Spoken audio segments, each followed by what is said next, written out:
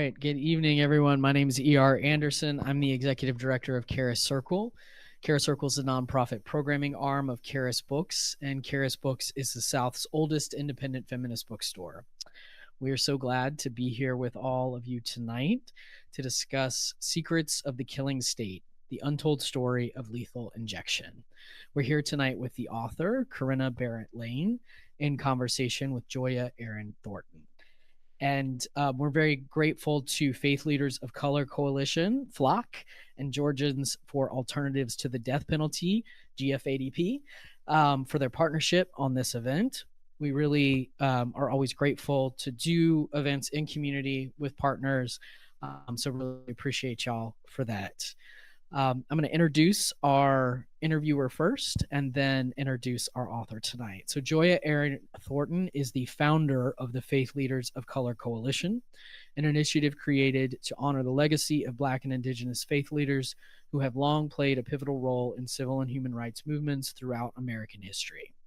She centers her work at the intersection of faith, race, and historical memory from the Southern diaspora to directly confront the United States' ongoing relationship with the death penalty. She holds a Bachelor of Arts in English and French from Louisiana State University and a Master of Public Administration with a concentration in Policy and Legal Studies from the University of Memphis. So welcome, Joia. Thank you for being here. And the person of the hour is Corinna Barrett Lain. She is the S.D. Roberts and Sandra Moore Professor of Law at the University of Richmond School of Law and the author of the book we are celebrating tonight. She is one of the nation's leading authorities on the death penalty and one of the leading voices on criminal justice in Virginia more broadly. Lain is a former prosecutor, former sergeant in the Army, an elected member of the American Law Institute, and a recipient of the University of Richmond's Distinguished Educator Award. This conversation is more important than ever.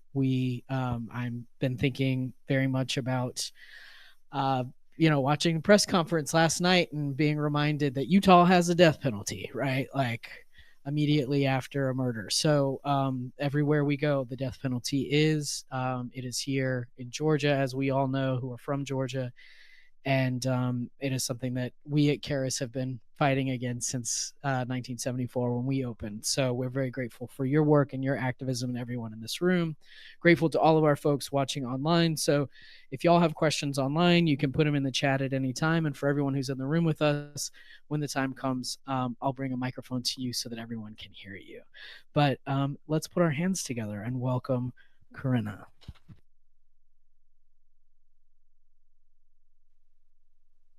Thank you so much, ER and Charis, for opening up your doors for this conversation. It's needed, it's necessary, and it's also timely, as you reminded us. Thank you to all of our friends that are here in person and also to all of you online. We look forward to your questions as a result of this conversation. So let's dive in, Corinna. So I'm so honored to be here with you. Honestly, yeah, I feel good. I feel good about this conversation. And actually, one of my first notes was how I came to know Corinna. Corinna, her spirit is so bright. We were on a couple of email chains together, and Corinna said, "Let's just meet on Zoom. Let's just talk in person." And when we had an opportunity to see each other eyeball to eyeball, even in that virtual space, there was a connection. Because as we will talk about a little bit later, that we are people of faith and we are led by our faith to do this work.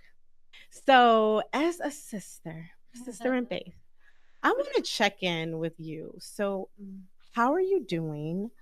Do you feel well? Do you feel rested? And finally, do you feel like you're on the right path? Yes to the last question. Okay. I definitely feel like I'm on the right path. Tomorrow's Friday, so we have a weekend coming up, so I will feel rested. But it's been a lot of fun being on the road. It really has been. Good. This is part of a 30-city tour in 87 30 days. cities. So rested, that's not really the vibe. But yeah, I really do feel like I'm absolutely doing the work that I'm supposed to be doing. Mm-hmm. And that's everything. Right. And literally I go to bed and I'm like, Lord, I know it's only this many hours of sleep, but can you make it feel like this many? Right. And I wake up feeling rested. I'm like, all right, let's go. So I feel good. And yeah, no, I know there will be highs and lows, but I feel like we've really started on a high in North Carolina, South Carolina, Georgia. So I'm feeling good. Well, we're definitely glad that you're here in Atlanta, and we want to encourage you on your journey. So, I have a sister. We're very close, and your sister is here, Mandy. My next question was, how have your family and friends responded to this new addition as author in your life? Like the new edition is in the birth of my book. Yes. It took 7 years to birth. Yes, your support system. I just have to stop and say, I love these questions that you're asking me because nobody else has asked them. Nobody else has asked me about this. And it's a really nice opportunity to give a shout out to my faithful sister and who supports me in all of the things and is driving around. Oh, look at that.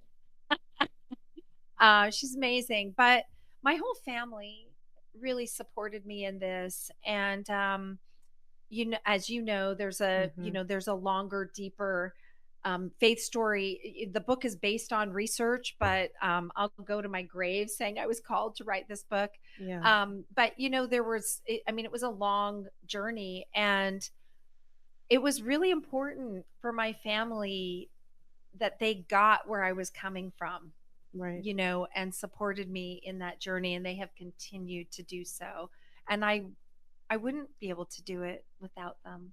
So, Right, Corinna, we know you're not a robot, you're not AI. no. So it's always good to know that people are around you supporting you and Thank fueling you to continue to do this work. Including you. Yeah, well, right? thank you so much. I'll take that. Well, as I said, welcome to Georgia. Many of us in this room know that Georgia has had a sordid past and present with the death penalty. Most recently, many friends in this room supported the passage of HB 123, which was an intellectual disabilities bill that lowered the standard of proof for those who had capital cases in the state of Georgia. So we're certainly happy for that. Let's give each other a round of applause for that.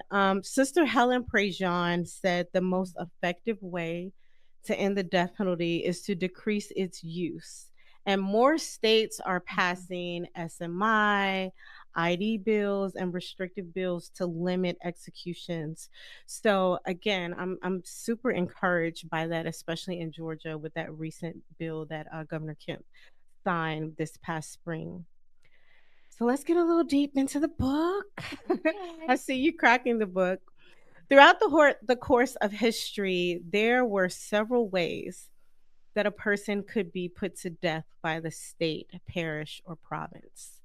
Some of these were hanging, beheading, stoning, electrocutions, which in your book you state that Nebraska and Georgia both stated the abhorrent aftermath of electric chair executions, the gas chamber, and lethal injection.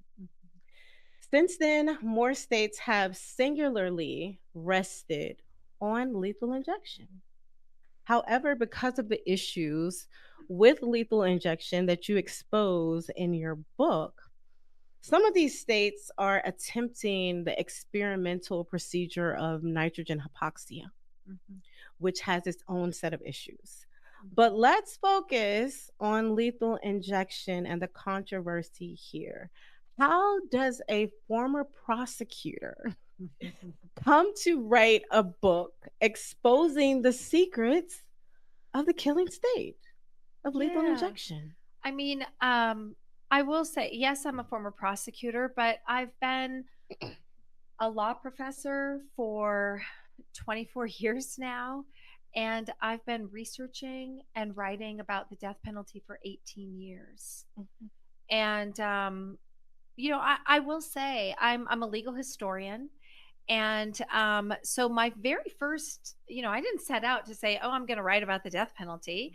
I'm a legal historian, and I set out to write about Supreme Court decision making and the conditions under which the Supreme Court would protect unpopular minorities. And so I kept like looking at these things, and finally I thought, well, what's the most unpopular minority I can think of? And thought, you know, I think that's people on death row. Right. I think, you know, they're despised for what they did, uniformly poor. Justice Douglas said in 1972, there's never been a rich man on death row. Wow. And there never will be, and there never has been, no matter what the crime. And they're disproportionately from Black and brown communities. So I wanted to look at that. And I did a legal history piece on that. I did another legal history piece. And after two pieces, I can remember the moment when this prosecutor said, wait, what? And it was a case in Texas, the Burdine case, for anyone out there who is tracking this stuff. But it was a case where the lawyer fell asleep in a capital trial. And, you know, that lawyer did not say, oh, I know it looked like my eyes were closed, I was just looking down, or like, oh, I was concentrating, I wasn't asleep, I just was, you know, thinking. No, he said, yeah, I fell asleep, but it wasn't an important part. And I remember thinking, I think when you're on trial for your life, it's all an important part. Oh. And the trial court in that case, I still have my students read the line in my death penalty class, but the trial court in that case stated, the Constitution says you're entitled to an attorney. It doesn't say they have to be awake. And it was in that moment that I went, what? What is this thing? And I will tell you, Joia, I think that more broadly, that there's, for people who support the death penalty, there's a set of assumptions that come with that, right? Not actual innocence, not racist. You know, it's going to be cheaper. Prosecutors aren't hiding evidence, like all victims, of those family things. members want it. Right. Yeah. And none of those things are true. Not a single one. And lethal injection was much the same way. So I had a certain set of assumptions about lethal injection. I thought doctors were doing it. You know, I thought there was science behind it. There were all sorts of things. And it turned out that none of those things were true. Right. So, you know, I want us in the room and online to think about the age that we were when we learned that our country put people to death. I was about 16. I was 16 and I was told that they just go to sleep. They go to sleep. Could you share with those here and online why is or was death by lethal injection so comforting for us? And it still kind of is, if you think about it. They just go to sleep. Yeah, I mean, that is the narrative, right? And it is so deeply ensconced in American culture. And when I was writing this book, that is why I even as an academic, I really wanted to write this for the public. I kept saying, how did I not know any of this? And if I don't know any of this as a death penalty scholar, like chances are nobody else knows this stuff either. And, you know, but as to your question, you know, the lethal injection started in 1977. And so I might just explain that just a little bit. But the Supreme Court had struck down the death penalty in 1972, brought it back in 76. By 1977, the country had not seen an execution in 10 years. And I quote representatives, legislators at the time who were talking about, you know, I'm not sure the American public has the stomach to see this sort of violence, right? This sort of brutality. And a thing that nobody really was talking about is the fact that a federal district court had found a First Amendment right to televise executions at the time. Now, it wouldn't last, but nobody could have known that. And so you had some legislators talking about, we can't have an electrocution in someone's living room. We need to do something else. And so when you say, you know, oh, there's this narrative of them falling asleep, it's baked into the origin of lethal injection. You had these legislators saying, we need to do something that is, that is okay with the public. And so they asked, they were like, what about a death by drugs? They ask their doctors, they ask medical profession, the medical associations. Nobody wants to play. And they finally turned to the state medical examiner, Dr. J. Chapman. And he later referred to himself as an expert in dead bodies, but not in how to get them that way. And I was like, how did he come up with the 3 drugs? And I came across an interview with him, and someone asked him, how did you come up with this? And he literally said, I quote him in the book, I didn't do any research. He said, I just thought about what might be needed. And, you wanted 2 drugs. So if one didn't kill him, the other one would. And the interviewer said, why did you add a 3rd drug? And he said, why not? I didn't do any research. Why does it matter why I chose it? And so, but from the very beginning, appearances is what it was about. And the second of those 3rd drugs is a paralytic. And it's not just a paralytic, it's a muscle relaxant. So it relaxes the muscles in your face and then it freezes them that way. And so you're going to get this peaceful drifting off to forever sleep. The autopsies are showing that is absolutely not what's happening, but this is the narrative that we have, and this is the lengths that they have gone to create it on purpose. So prison actors and court actors, they're trying to make us feel comfortable with this practice of lethal injection. You harped on one of the questions that I had for you. So I'm going to skip past that one and talk a little bit about what I just said, how prison staff are sometimes complicit in the secrets involving lethal injection, and how what I call this death penalty theater begins. So it is, I've got 3 things I think about. One is the theater, one is secrecy, and one is about the staff. So when you think about theater, what I think about is, why are they on a gurney? Tell me why. Why are they on a gurney? Why would you put them on a gurney? Why are people wearing lab coats? Why is there a white sheet?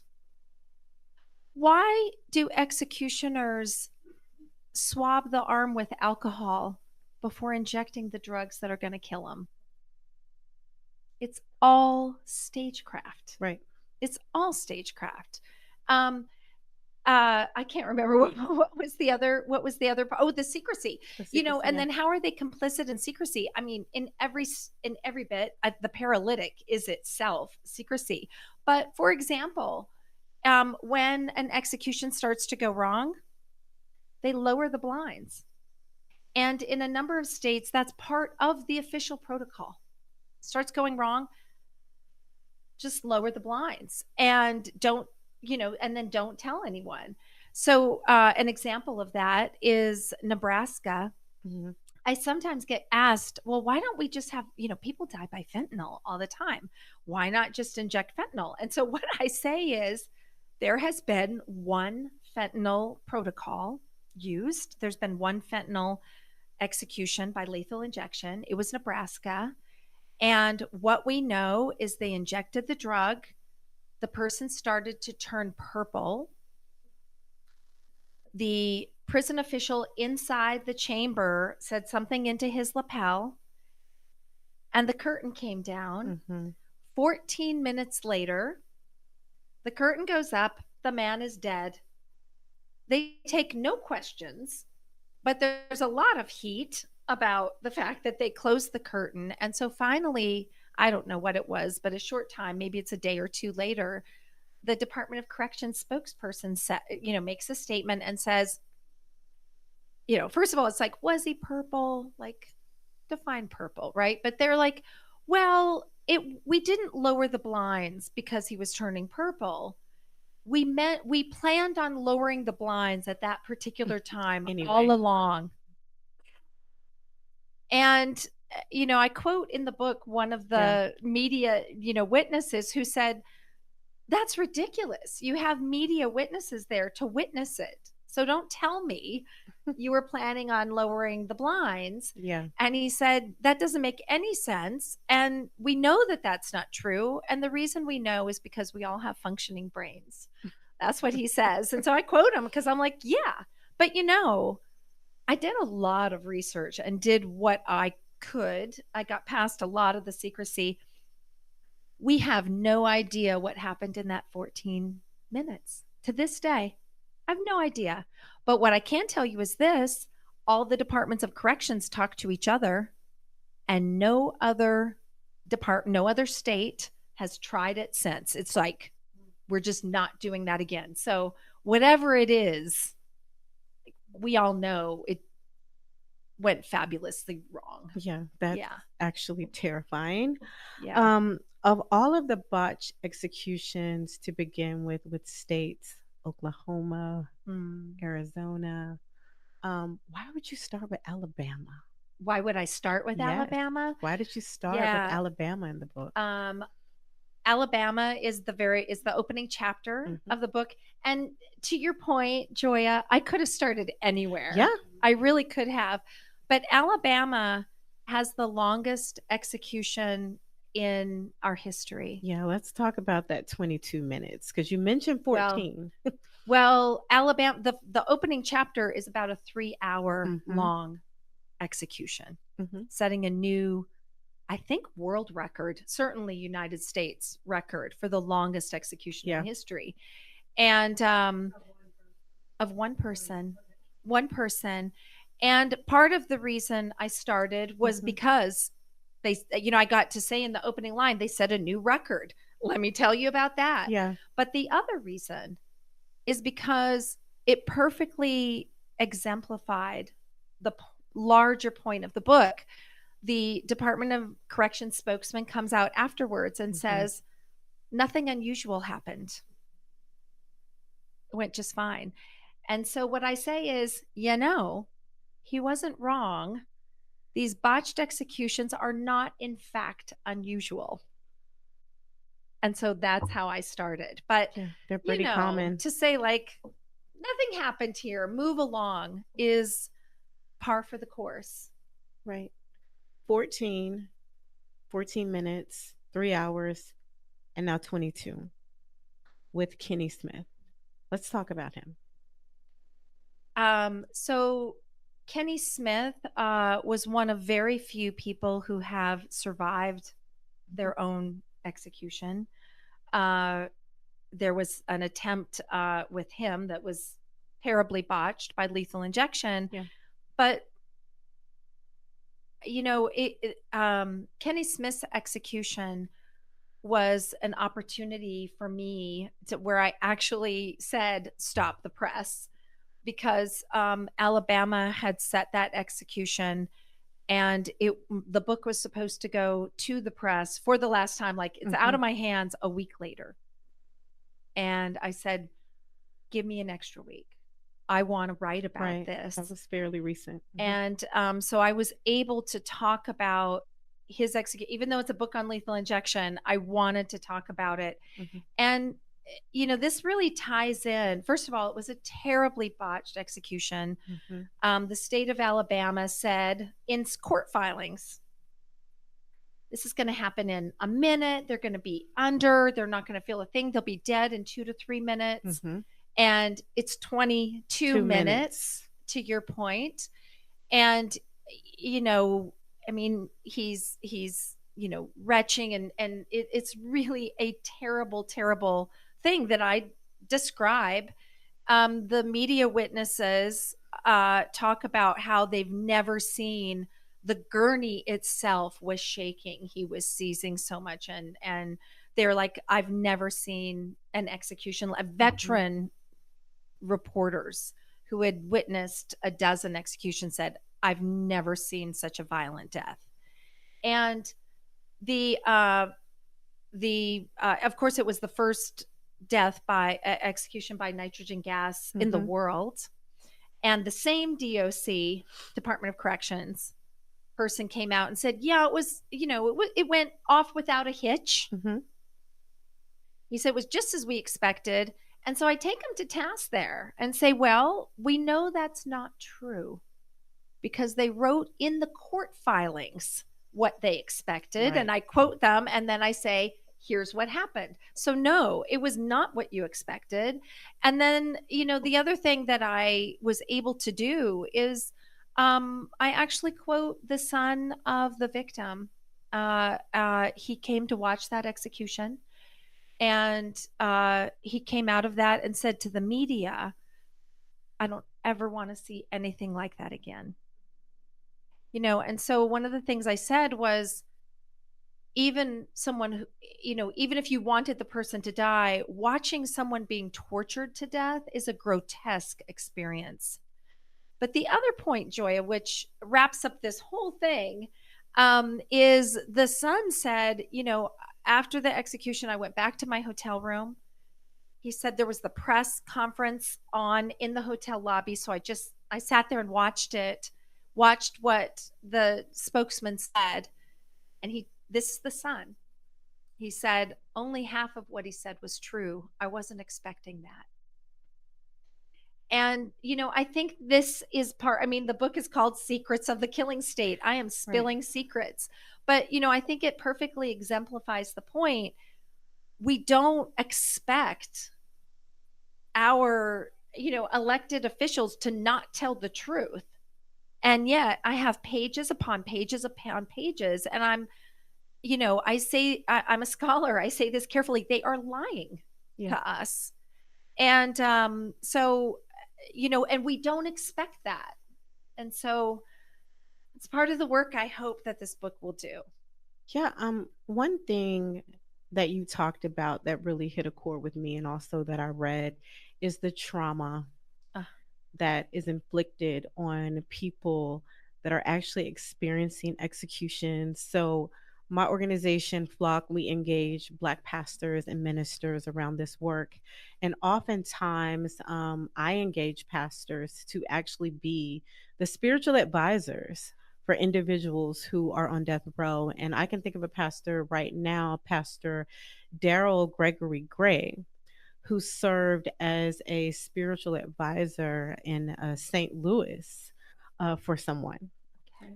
And he has not received the counseling that he's needed as a result of that execution that happened in St. Louis about 3 or 4 years ago. There is this trauma that happens with prison chaplains, guards, like this is not business as usual. People are deeply affected that go through these practices of killing someone. So that was just something that, you mentioned, and you stated in the book that this is not a comfortable way to kill someone, and it shouldn't be presented as such, because there is deep trauma. And I just want to remind everyone, regardless of how you felt about Charlie Kirk, who was just killed on yesterday, for those of us who saw the video, it's a part of humanity when you see that video and you're like, oh my gosh. So when you talked about that First Amendment and finding that loophole of actually broadcasting executions, and as a person who dives into racial terror violence of lynchings and how they are tied to many executions, when you talk about prosecutorial misconduct, jury disqualification with all white juries, they mirror lynchings. Yeah.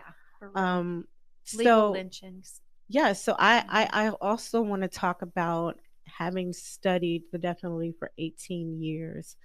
What are some of the things that stick out to you in regards to racial terror violence? Okay, I'm glad you asked that, and I might have brought a little bit of data because Yes. I am a law professor after all. I had just pulled this. It was a study that came out. It was in Louisiana. Mhm. I think Georgia has not done a similar study, but they found that in Louisiana, and they said the studies. The study findings stretch well beyond this state. This is typical. But so Louisiana, nearly 13,000 Black men were killed, were murdered in Louisiana since the modern era of the death penalty began in 1976. Mm-hmm. 13,000 murders. How many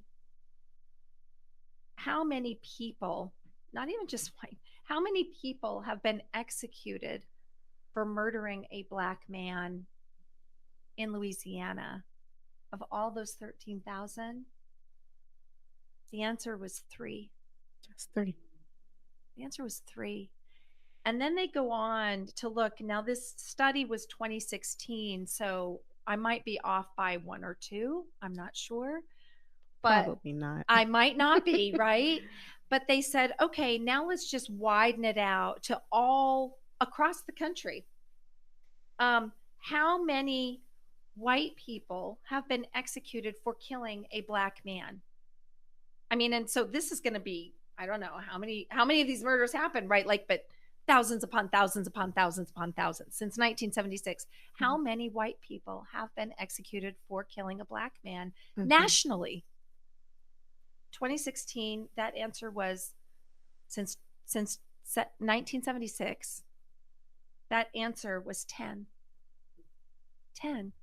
And you know what the studies are showing, and yes, I have studied this, you know, so I'm so appreciative that you asked this question because it's a really important question, right? And it's like there's been a long storied and well documented history about who gets the death penalty and people coming disproportionately from Black and brown communities.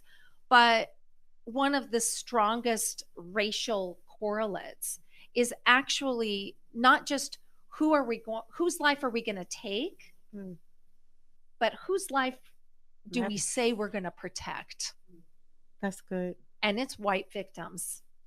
You know, it is white victims. And you know, and so it's racial actually in 2 ways. And yeah. As a death penalty abolitionist, sometimes you feel alone on an island. But you, as a professor, as an author, for you presenting those facts to the audience, it really matters and it makes a difference. And it's there in black and white. Well, I want to say, as long as we're at it, well, like, let me just say one more thing, right?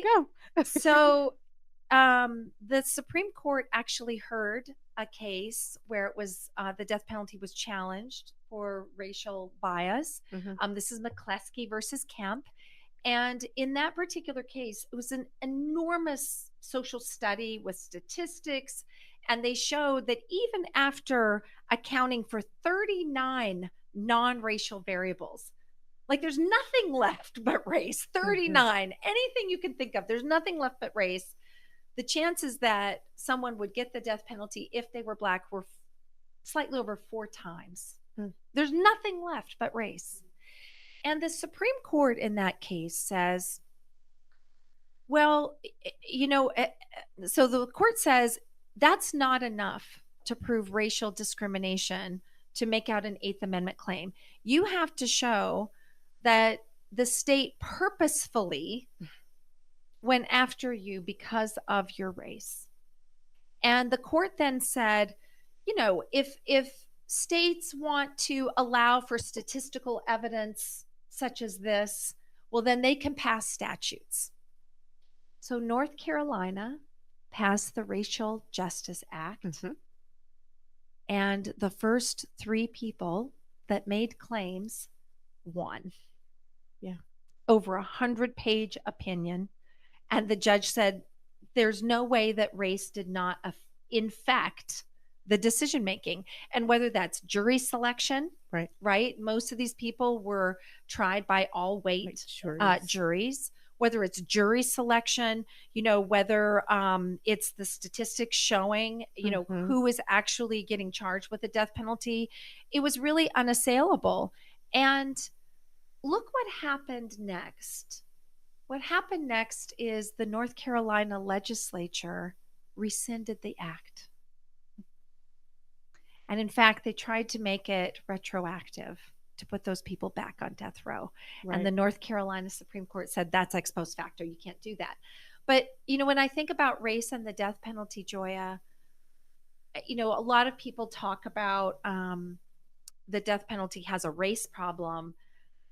I think America has a race problem, and it plays out in the death penalty. I don't think it's the death penalty has a race problem. I think there's a race problem that materializes and plays out in other places too, but that plays out here. You said it perfectly. It's embedded. Yeah, it is embedded. It's embedded, and it's something that we have to fight every day. And there are people on the front lines of all races fighting it every day. Something that people may not know is that when you can't just look at it now. I mean, you could look at it now and go, of course it's infused with race.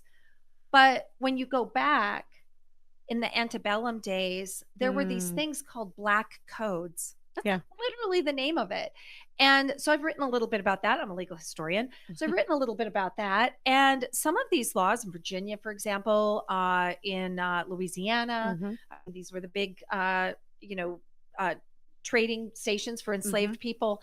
And what you would see is in the statute, any crime that an adult would receive 5 years or more was then a capital crime if committed by an African American. Right.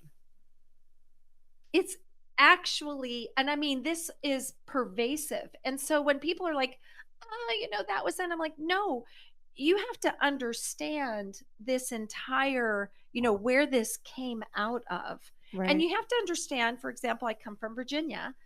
You have to understand that the institution of slavery was, needed and used the death penalty and lynching, because if you've taken their liberty and you've taken, these people's, and, you're doing all of the brutality, there's nothing left. Right. And so it's so deeply intertwined. It's just, I think it's incestuous, actually. Oh, it absolutely is. And like I said before, you can see the trauma and the. Well, I'd love that I don't love, but I'm so appreciative that you brought up the trauma. It's intergenerational. Yeah. For the spiritual advisors, I hadn't thought about that, but one of the things I learned, and I write about this a little bit in the book and in the epilogue, is that the executioners, the prison guards, they themselves are deeply, deeply traumatized. And so I just quote them. I'm not going to wax poetic. I'm just going to tell you what they say. And that what they say is, look, by the time a death warrant comes down, we've been living with this person for 10, 20, 30 years. Mississippi executed somebody who had been on this summer, who had been on death row 49 years. And they said, we've gotten to know them as a person. And we know they're not the same person as they were 20 years ago. By the way, I'm not the same person I was 20 years ago. Yeah. But they're not the same person. And so what they say is, we've gotten to know them. We know they can be safely housed for the rest of their life. And then a death warrant comes down and we have to kill them. And they say, you can't expect that there won't be an effect from that. They get depression, suicidal, divorces, alcoholism, drug use, just it's this, I think of like the fruit of something, right? You will know them by their fruit. And I'm like, look at all of the just darkness that this creates. Right. Mm-hmm. So I have 2 more questions before we open it up to the audience and folks that are online. But I definitely want to make mention of something you said about the system of slavery and how Black folks were seen as less than human during that time. That was a system that was not needed, but it was needed to build the South, right? And so now, even in the Deep South, we still have this issue with the death penalty, with folks seeking the death penalty. But I do like that you mentioned that there are more states that are not seeking death sentences. So that is almost kind of a shift. So I want to shift us in our questions in saying what significant progress in eliminating the death penalty or lethal injection do you think that we made as a country since the late 70s? Well, I can tell you this moment that we're in right now, it does feel like a dark moment in time, not just today, it's September 11th. You know, there was just an assassination, but more generally, it's a dark time. It feels like brutality. And we will have a new high in the last several decades for executions. That's true. But when I think about... Yeah, because we've been in, states have been empowered. Absolutely.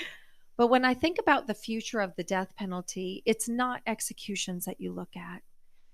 It's death sentences. Right. Because today's death sentences are tomorrow's executions. Mm-hmm. And without new death sentences feeding the machinery of death, it just slowly dies on the vine. And that, if anyone has any doubt about that, that is Virginia's story. Yeah, 2021. We were the capital of the Confederacy, right? Like we were the second most executing state in the country.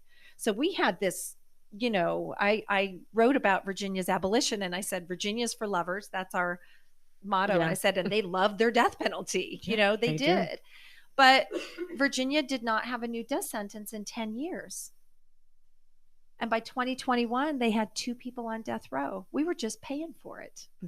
And then you get abolition. So what I look at is death sentencing. And what I can tell you is that over the past 2 decades, death sentencing has dropped over 80%. So the last full year that we have data is 2024. In 2004, we had 125 new death sentences around the country. Yeah. 125. 2024, the number was 26. And more people actually died and have natural causes and other things and were released from death row, and so death row is actually shrinking. And there's not new death sentences coming in. Now, I'm an optimist and you're an optimist, right? We live in hope.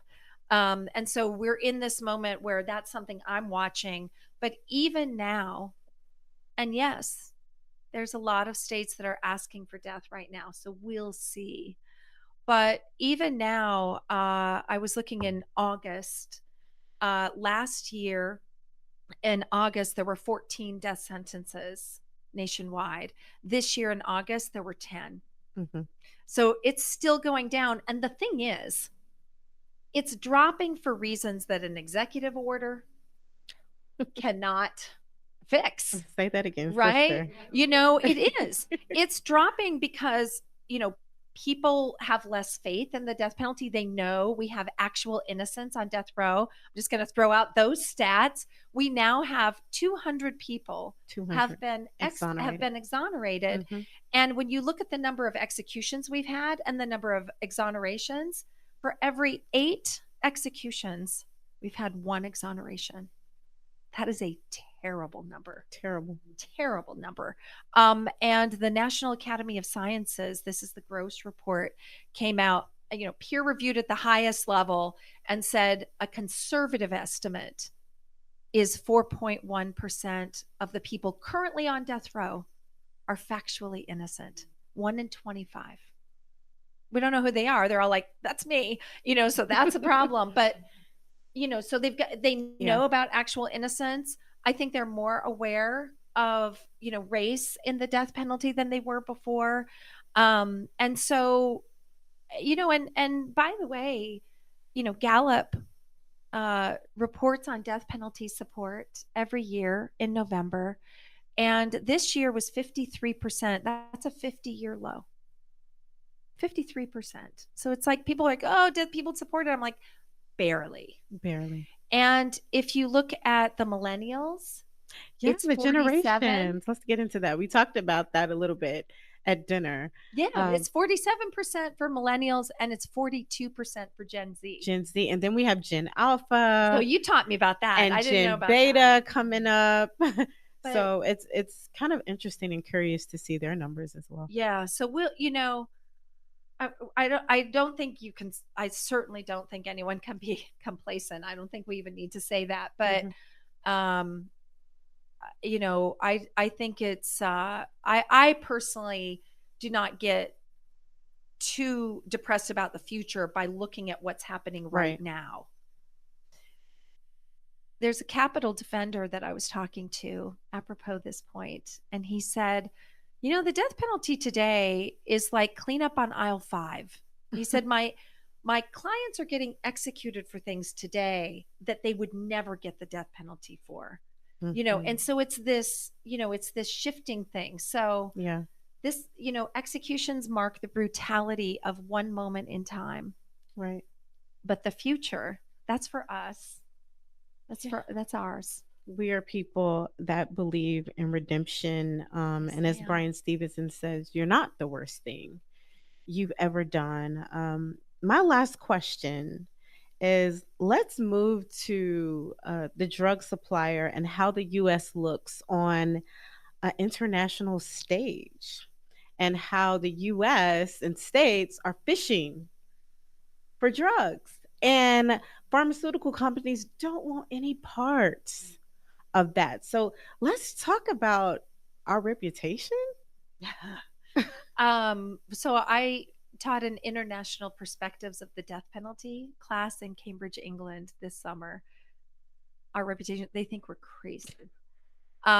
So in 2023 and most years, the United States is one of the top 5 executors in the world. And the countries that it's China, Yemen, Saudi Arabia, Iran, and the United States. That was 2023. I think the United States got bumped because Iraq is now doing its thing.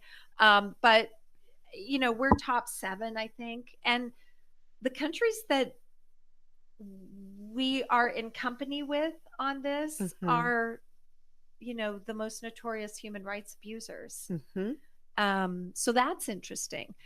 But to your point about the drug companies, there's this narrative, and it's really annoying because it's not true. And it's like, it's all abolitionists' fault. It's all abolitionists' fault. We can't get the drugs because they're putting pressure on the drug companies and all of this.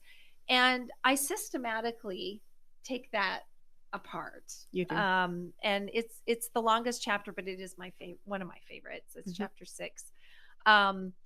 Just talking about how the drug companies really, truly do not want their products being used to kill. And, you could look at their mottos. I think, trying to think, Pfizer is, life is our life's work. Imagine using those drugs to cause someone to promptly die. Right.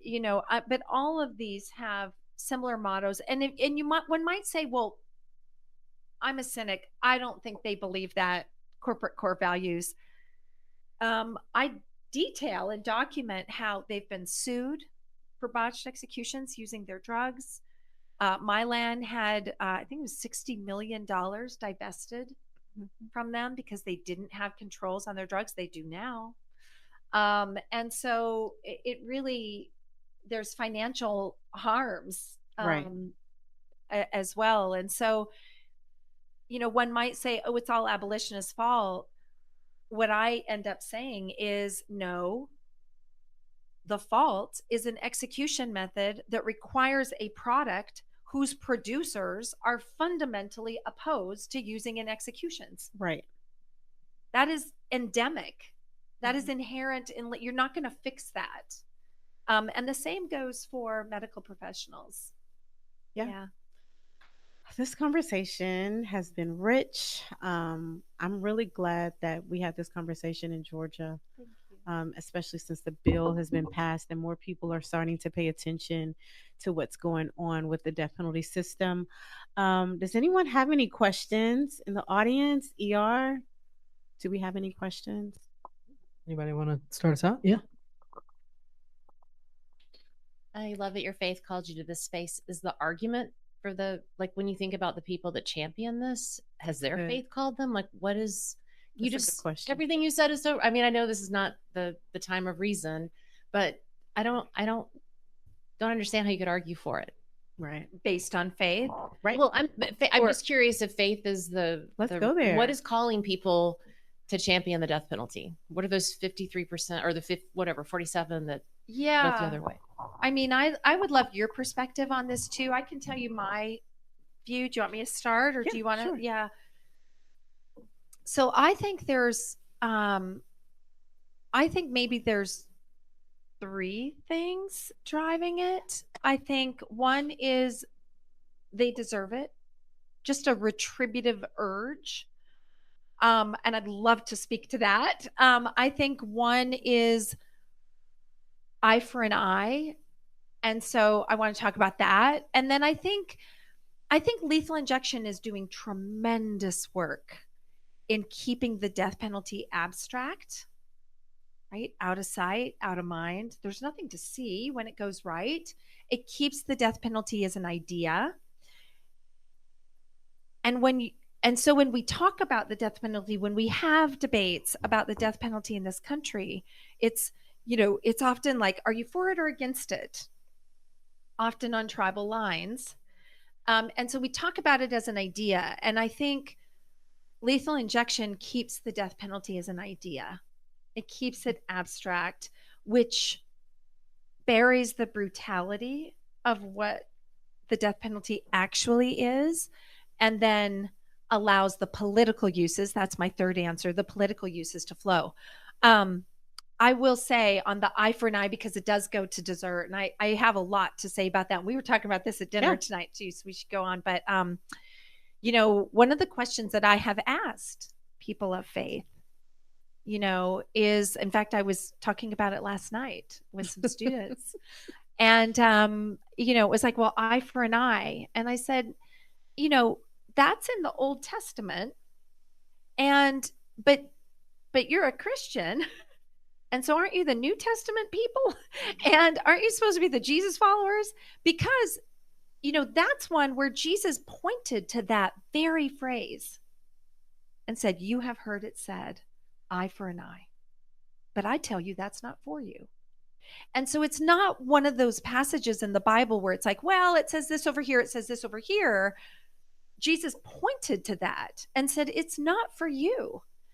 And, the other thing that I think is so interesting is I think of the woman who was being stoned for adultery. Mm-hmm. And in that day, at that time, it was perfectly legal. There was no wrongful conviction. There was nothing. It was completely legitimate under the law. And yet Jesus said, that's not for you. And so my question has always been, and I'm sorry I don't have a better answer for you. I'm like, me too. I don't know, but my question has always been, why are the followers of Jesus rejecting the thing that Jesus said and going for this other thing that he said that's not for you?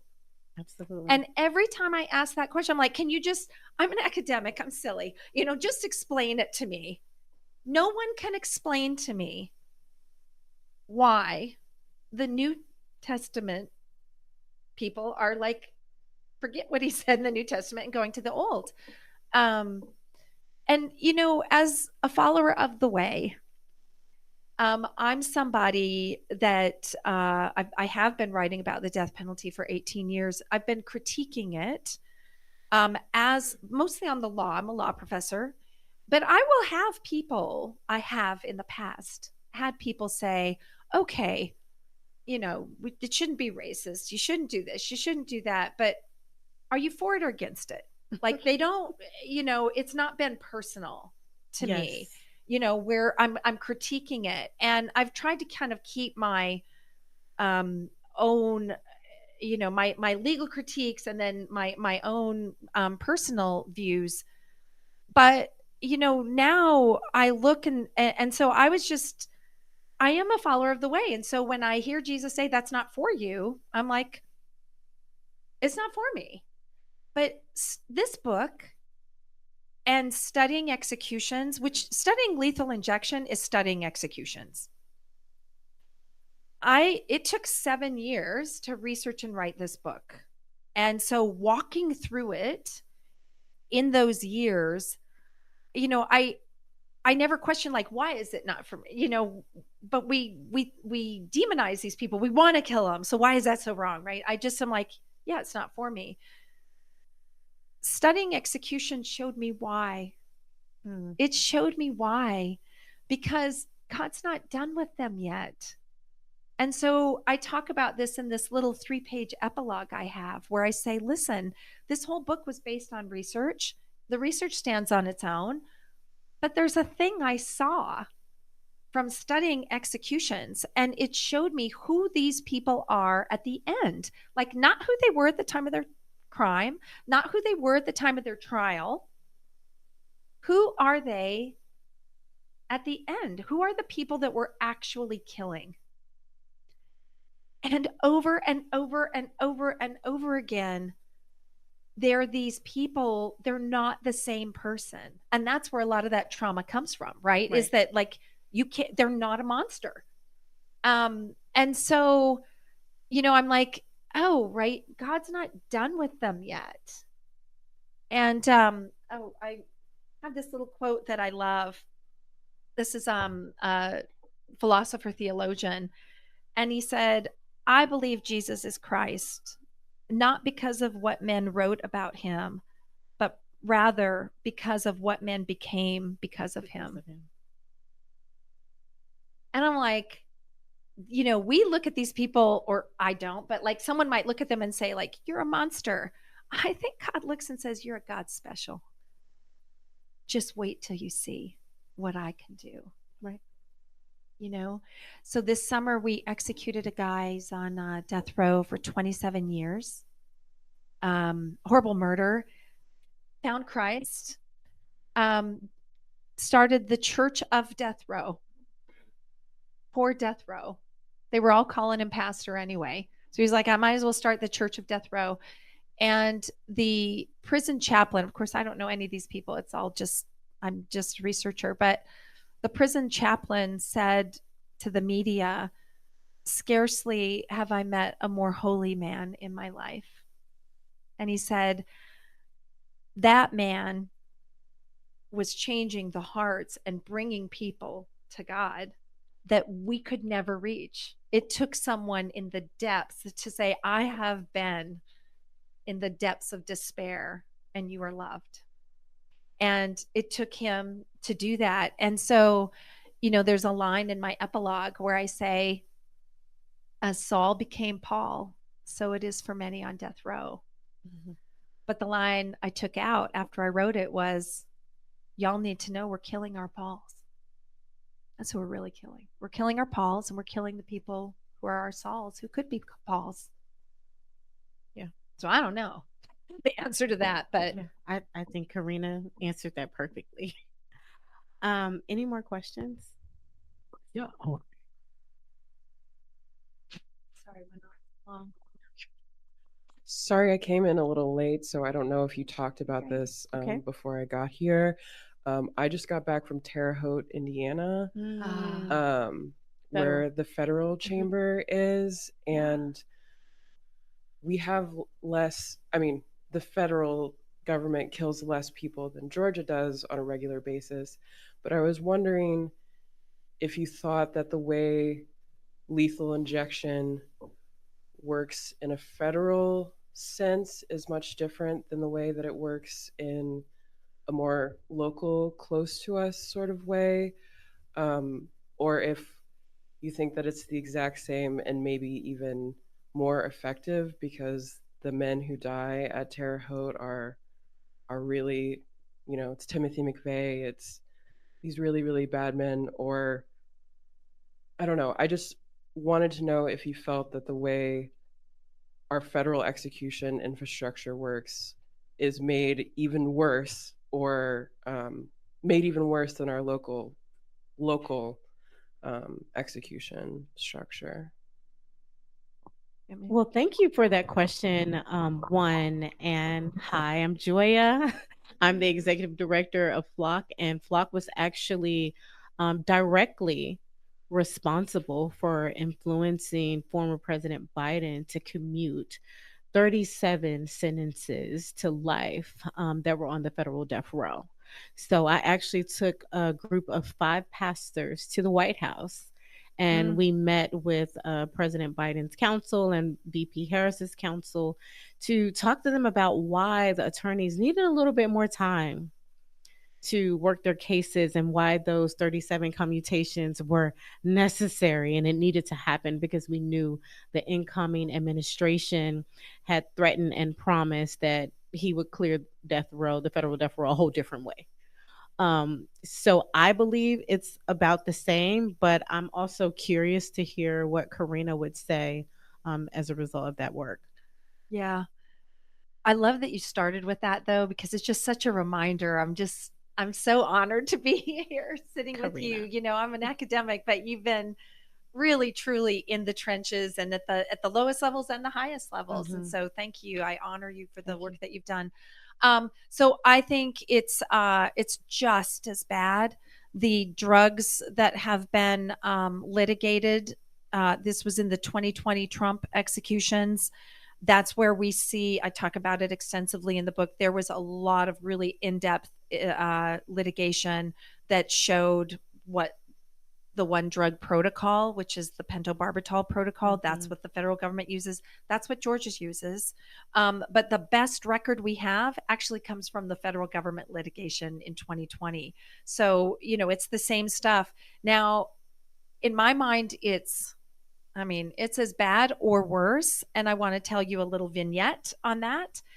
So Missouri actually got caught violating its own protocol. It was supposed to be giving 5 grams of a drug. It was giving 2.5. The medical chemical dispensary log showed it was only giving half.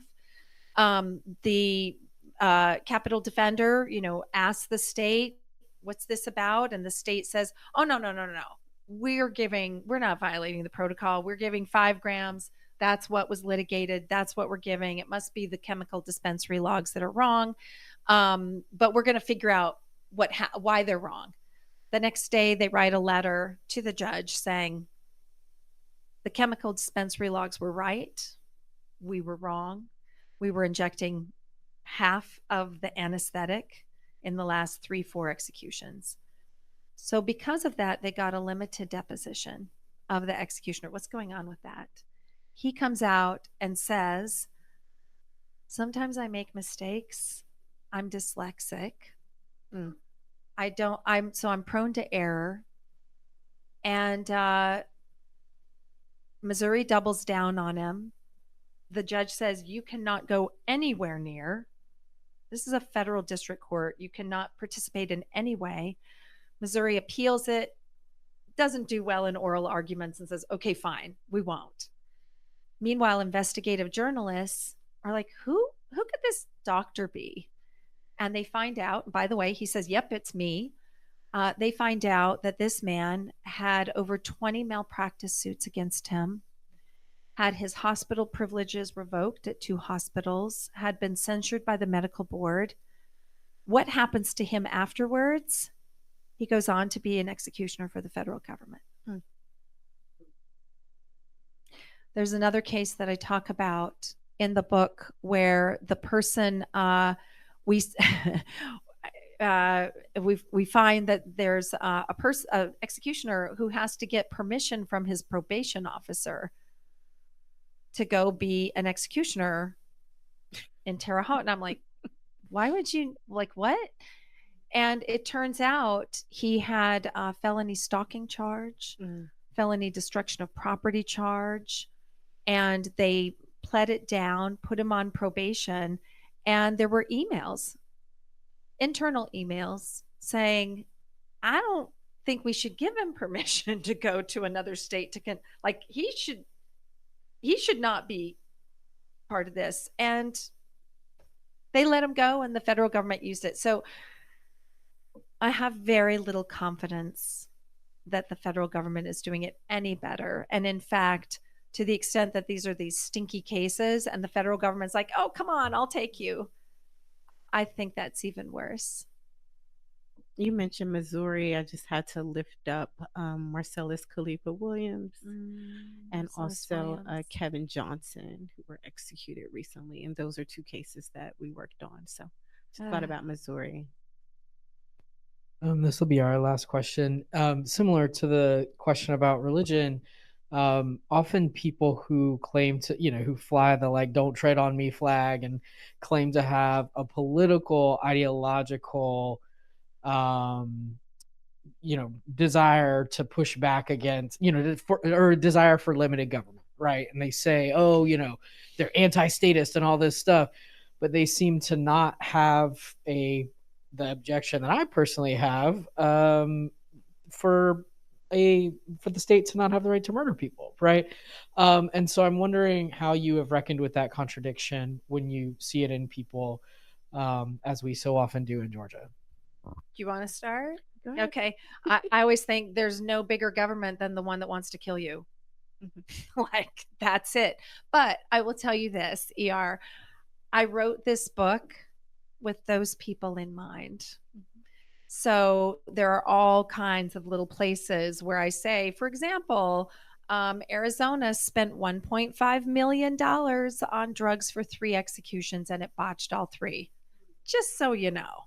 And I'll, say, by the way, here's this particular state. This was Texas, Arizona, Nevada, Nebraska, that were literally smuggling drugs in across the border from smuggling. And the FDA seizes their drugs. And, one of the things I say is people go to jail for this.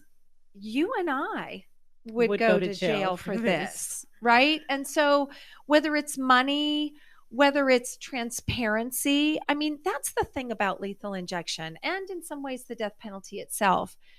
Every other value must bend a knee to this, right? If you want lethal injection, everything else must go. You're going to give up regulatory compliance, limited, government. We're going to break state and federal laws. We're going to forget about the free market because we're actually going to surreptitiously break private contracts.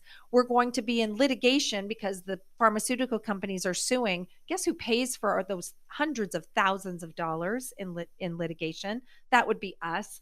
And so, all of these other things that we profess to hold dear, they all must take a knee to this thing. And so maybe one thing I should end with, or, is just to say, I started with this question about like, why are states so bad at this? And at some point my question changed, and my question became, what is it about lethal injection? Why? They can't get the drugs, and they can't get the medical professionals, and they can't get access to the veins.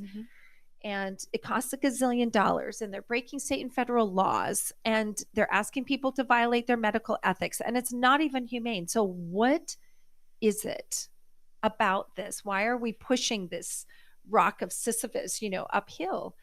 And the only thing I can come to is lethal injection just does one thing well, only one thing. And the thing it does is it hides state violence. With lethal injection, you don't have to see the sight of blood. You don't have to smell the sickly smell of burning flesh. You don't have to see people gasping and retching in the gas mask. You get to tell yourself, we're coming full circle now to your first question. You get to tell yourself that these people are falling into forever sleep. And that is doing tremendous work in maintaining the death penalty itself, because we don't have to see it. It's nothing to see here. Move along. Out of sight, out of mind. Corinna, that is an excellent place for us to ponder and go out into the world. Thank you so much for stopping this little city of Atlanta on your journey to visit 30 cities to really expose them to the secrets of the killing state. Let's give her a round of applause, everyone. Thank you. Thank you, Joia, for being our moderator tonight. We want to let our folks who are watching at home know that they can click the teal button at the bottom center of the screen to buy Secrets of the Killing State from Charis. You can go ahead and do that now. And for everybody who's physically here with us tonight, we have books up front at the front counter. Yarrow is your bookseller tonight, and they can help you with anything you need. I'm going to bring you a pen, and you can just stay right there. I have a pen. All right. Well, you don't even need that. So you just stay right there. Folks can come to you and get their book signed. Thank you all so much for being with us tonight. Thank you so much. Thanks, Yar.